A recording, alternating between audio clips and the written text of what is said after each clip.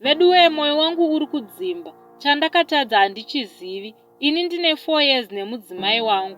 Ndaisaziva ndakaroora hure. Pamakore 4 ese aya hatina mwana watakaita kana 1 hedu. Mudzimai haasi kushanda nawo. So ndaingonzwa nevanhu kuti mudzimai wako kana waenda kubasa anobuda everyday. Ndaiti vanhu vane nhema. So ndakabva ndabuda sendiri kuenda kubasa. Ndobva ndazodzoka masikati kuma12.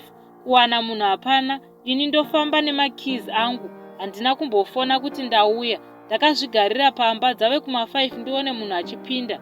Ndikabvunza uri kubvepi? Akati kunoona mai vake. Ndobva foni yake yaringa same time.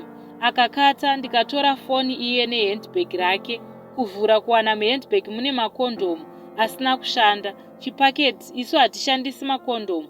Foni yakabva yaringa. Ndikadaira foni ndikati usiye mukadzi wangu. Takatanga kunetsana nemudzimai akatanga kurongedza mabhegi ake. Foni ndakabata. Pave ne1 hour ndobva mumba mapinda varume 6. Vakandirova zvekundirova zviye.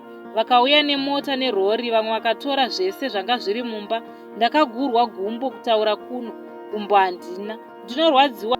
Handifungi ndichafa ndakada kuona munhukadzi futi. Musana wangu haushandi, ndinogara ndakarara. Ndinofamba nevuche. Zvinondirwadza chokwadi. Kundiremadza here munhu akanga asina kana kumboremara. Chokwadi moyo wevamwe vanhu wakaoma chokwadi.